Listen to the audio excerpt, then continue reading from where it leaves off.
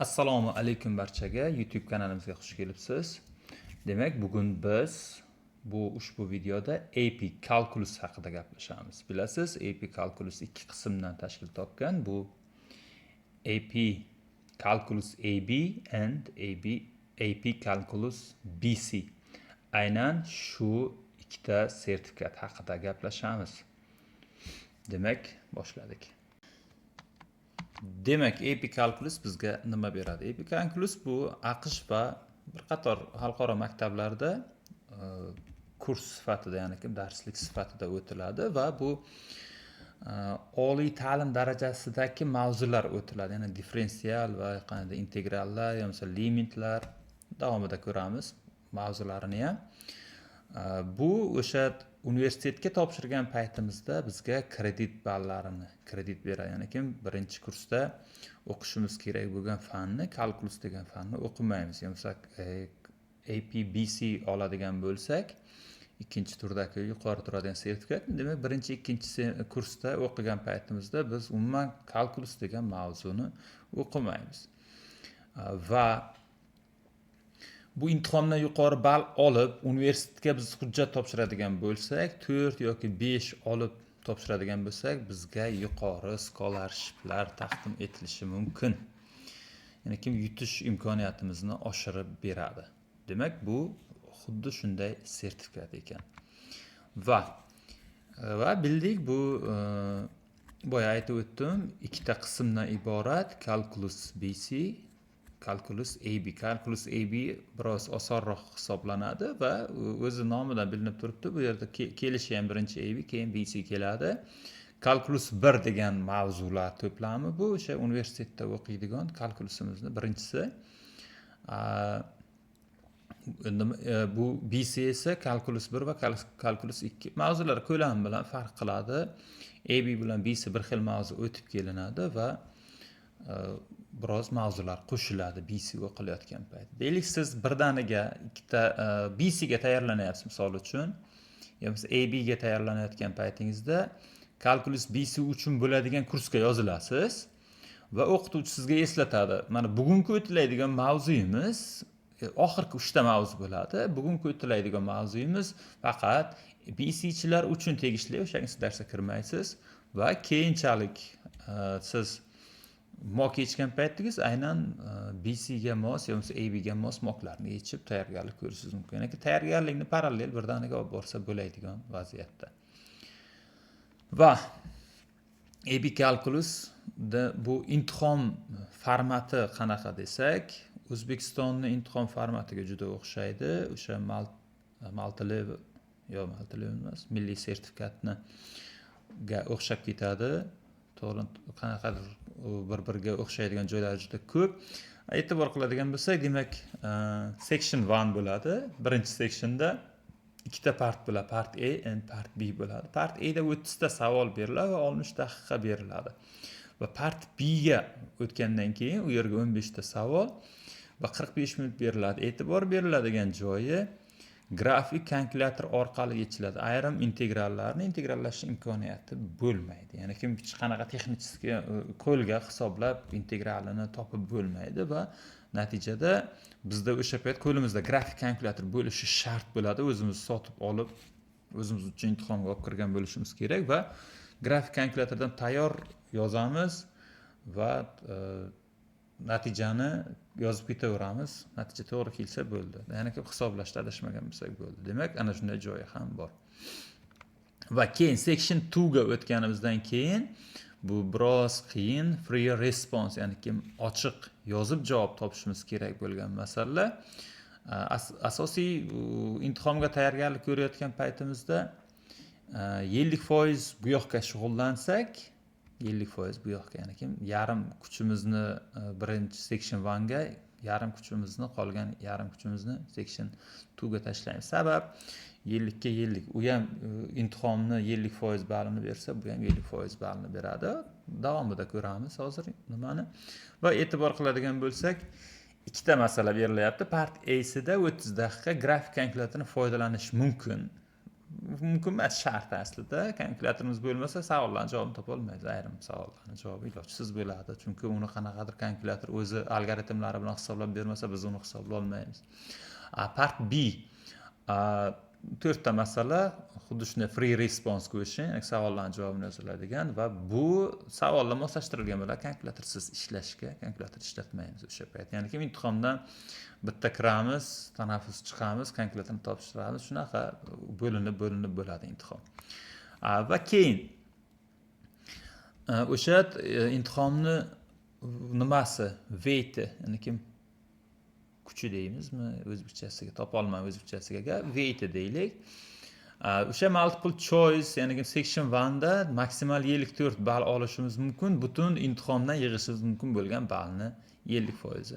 Jami 45 ta savol edi, har bir savolga ko'ryapmiz 1.2 balldan berilyapti. Va section 2 ga free response, ya'ni yozma qismiga ham xuddi shunday, o'zi savol masala 6 ta edi, maksimal 54 ball, 50% imtihonni 54% weightini beradi va har bir masalaga maksimal 9 ballgacha baholanadi. Ya'ni kim o'sha 54 ball tarqatib tashlangan bo'ladi, aynan bitta savolga mana buncha ball beriladi deb u yerga yozilmagan bo'ladi. Masalani to'liq va to'g'ri yechib borsak, bunga erishishimiz mumkin bo'ladi. Biroz murakkab jarayon, mana shu free response questionlarga tayyorgarlik ko'rish, bu bunga maxsus yaxshi shug'ullanishimiz kerak bo'ladi. Va eng qiziq joyi, deylik biz 5 olishimiz, ya'ni a'lo olishimiz uchun qancha to'g'ri javob topishimiz kerak bo'lsa, endi har yil bu statistika o'zgarib turadi. Taxminan 60% dan yuqori to'g'ri javob beradigan bo'lsak, biz 67 balldan boshlab 108 ballgacha, demak, a'lo 5 olamiz. Shundan kelib chiqib, men uchun ham qiziq bu narsa, juda bir imkoniyat. Siz qo'rqmasdan AP sertifikatiga shug'ullanishingiz mumkin. Mo'ljalni har yil bu oldindan belgilanadigan narsa emas, imtihondan keyin chiqadigan narsa. Bu aslida 67 balldan yuqori bolalar oldi degani bu imtihondan keyin chiqadi. Ya'ni kim rush model ishlaydi, ayrim paytlar ko'tarilib ham ketishi mumkin. Ozmoz, sizlar 70-75 mo'ljal olsangizlar, hammasi yaxshi bo'ladi. Demak, 4 yoki 5 o'zi juda kuchli qadrlanadi, yuqori hisoblanadi. 4 olgan bo'lsangiz ham sizga kredit beraveradi universitetlar. Ha, bo'ldi, sen bu kursni o'zlashtirib bo'libsan, kerak emas senga degan ma'noda. Ana shunday. Asosiy imtihonlarni nimasi?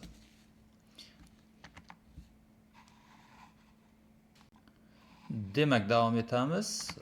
AP ga tayyorgarlik ko'radigan bo'lsak, kalkulusga bizni qanaqa mavzular kutyapti?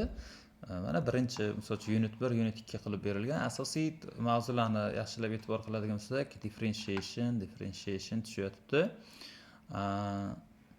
Differentiation degani bu mana bizni nimamizda hosila degani bu.